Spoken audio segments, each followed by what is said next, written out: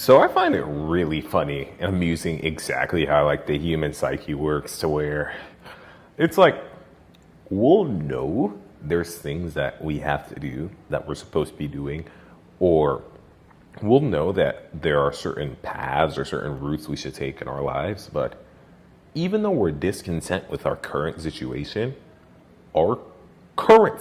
is so familiar and so comfortable that a lot of times we'd rather take the path of staying with what's comfortable and staying with what's familiar rather than exploring, what may actually be out there for you. And what I've noticed in my life was there's been many times where it's kind of been hard for me to make that change, right? So, for example, like back when I was in 2020, I was a little over 215, somewhere around that range. I was out of shape, overweight, and I was framing this in my head as a bulk. So what I was doing is I was doing these like really, really easy workouts at home, but you gotta eat big to get big, cope. So I used to do that a lot, and I was gaining, and now, mind you, I'm an endomorph. I naturally add on weight very, very easy. So I was gaining like 3 pounds a week, and I was just like, yeah, it's all swole. But in reality, it was just all fat and like no strength whatsoever because oh my God, I was using 10-pound dumbbells with this. So who's getting jacked off 10? Nobody's doing that. And I bring that story up because it was so hard for me to actually just kind of figure out like, whoa, okay, if I actually just continue down this path and just cope and just do the easy lifts that I like doing in my room with my 10-pound weights and just continue eating all this slop, that is not good for your mental health because you start to see the gym a different way. Like you start to see the gym as like a ground to where you can quote unquote get your stress out, where you can quote unquote gain muscle that's all fat. And then you kind of get a resentment towards lean people, which if you guys read my comments, a lot of people have a resentment towards me because I'm lean. So I'm like, okay, I have to change this.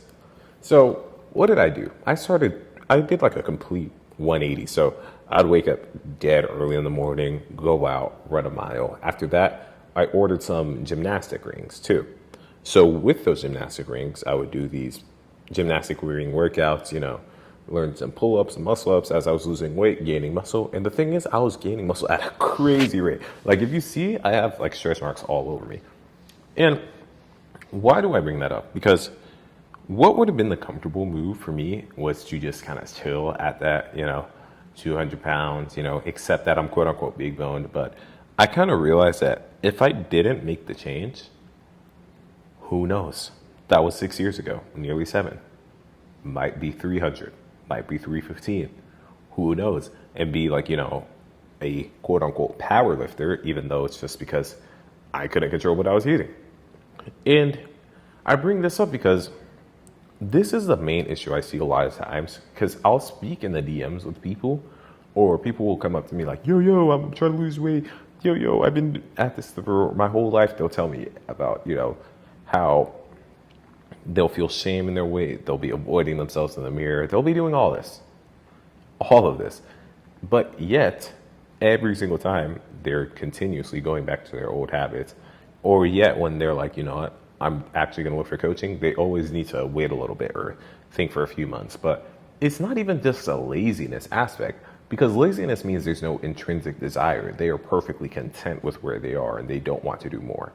Sure, that's laziness. But a lot of times it's not the fact that these people are lazy or that you may be lazy. It's simply your mentality, right? Is I have a goal, I have an aspiration, but your want for that isn't a standard in yourself.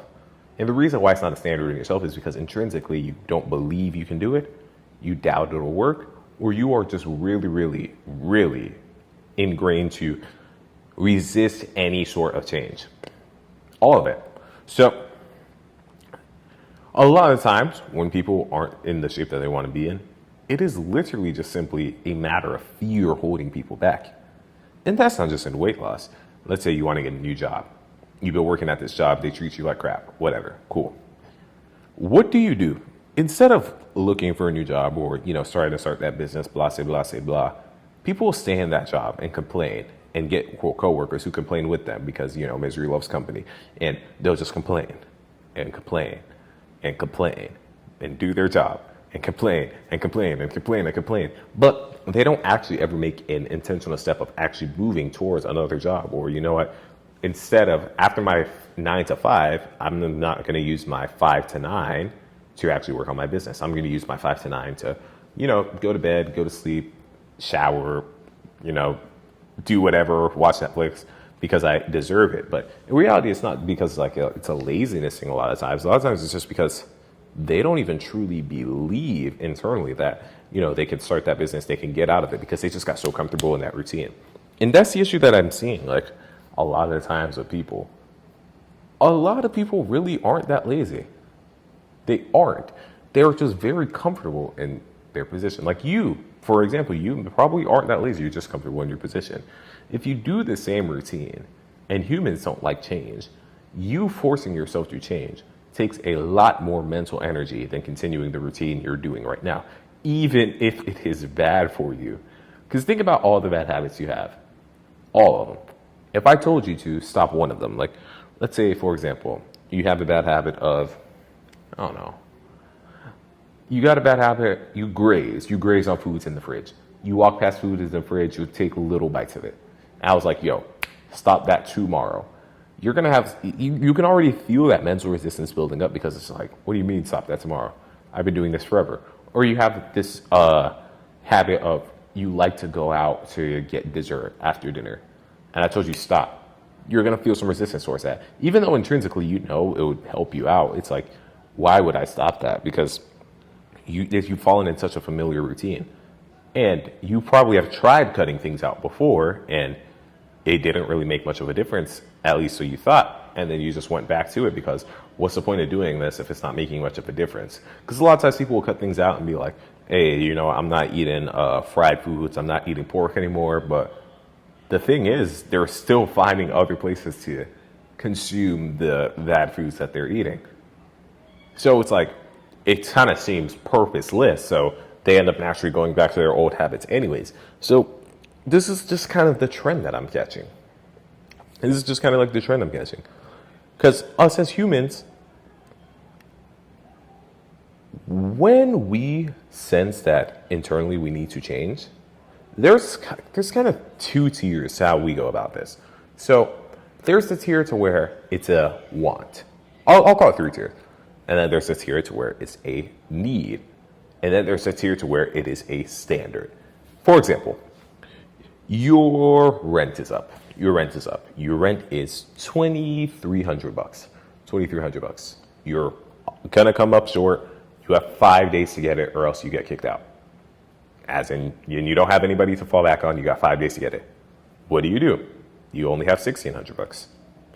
I want to get my rent paid. Okay, this isn't a dire need because there isn't a eviction. Because a lot of times you can get up that late fee, you can get some past dues, but they're not going to evict you. So it's I want. That's the first tier. Then the next is I need. Okay, now they're threatening to evict me. I'm going to now borrow some money from my people, donate some plasma, go deliver some food, do something so I can get immediate cash so I don't get kicked out. That's a need. But that's different because you're kind of getting forced to do that. And then there's a standard to where it's like, oh, no. My rent is paid in full every month before the time. And I even pay in advance sometimes because I am not the person who likes those late reports. And I am not the person who wants to deal with that mental drag over my head. Person A who has a want, 99% of the time will not get it. Because a want is just that. It's a want. It's a dream. And that's where a lot of people fall in this fitness journey because internally they'll be like, okay, I want to get this physique. I want to get lean, but I am not going to make those active steps because I'm comfortable enough in my current routine. And it's not that bad, right? Then there's number 2. Okay, I need to get fit. All right, cool.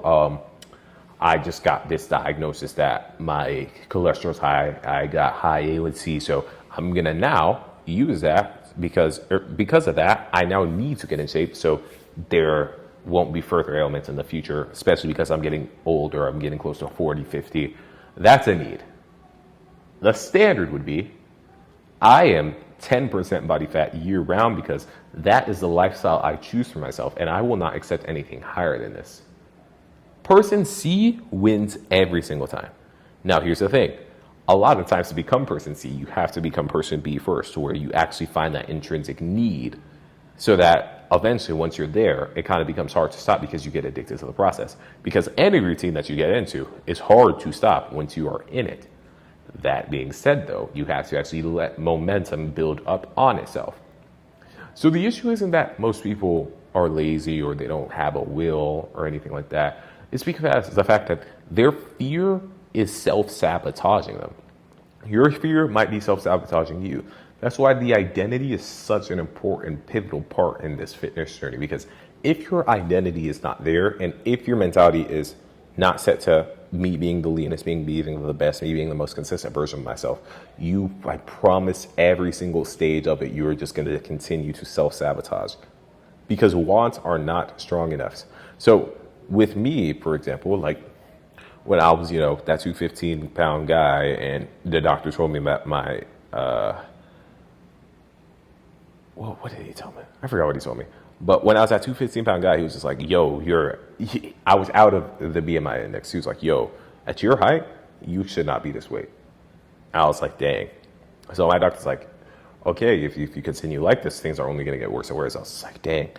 So then that became a need. So since that became a need, I got lean, I got in the gym, got on the rings, I should say, started running a lot, eating properly, got the proper systems in my diet. And of course, if you want those systems and you want me to break it down for you, and you want me to really show you why your mindset's holding you back, you want me to really show you the meal systems, the nutrition systems, the workout systems you'll need to get in the best shape of your life this year, you can go ahead and book a call, or you can go ahead and DM me Change on Instagram. It's at Seth, S-E-T-H, J, just the letter J, and Blanc, B-L-A-N-C. DM me Change, I'll help you out with all of that. But then that became a need. So now that that's a need, okay, I'm in that, I'm consistently doing this. I learn everything there is to know about it. And now this becomes a standard. So now I'm like the person who does that. Now, because I'm a person who does that, that is more consistent than a need, because I don't even need an extrinsic why. Because extrinsic whys, though they are strong, they are temporary. So now when that becomes a standard, this is something I hold myself to, this is something I won't allow myself to deviate from, that is when it becomes a consistent routine. That's when it becomes something predictable. That's when it becomes a different life story. But if it's just a want for you, your fear, your current identity, your current routine is always going to hold you back, even if you know what's good for you. We really, really have to address that. Because if you do not internally understand, hey, this is going to be terrible for me, I have to set my standard to where I want it to be so I can actually get to where I want to go, you're always going to hold yourself back.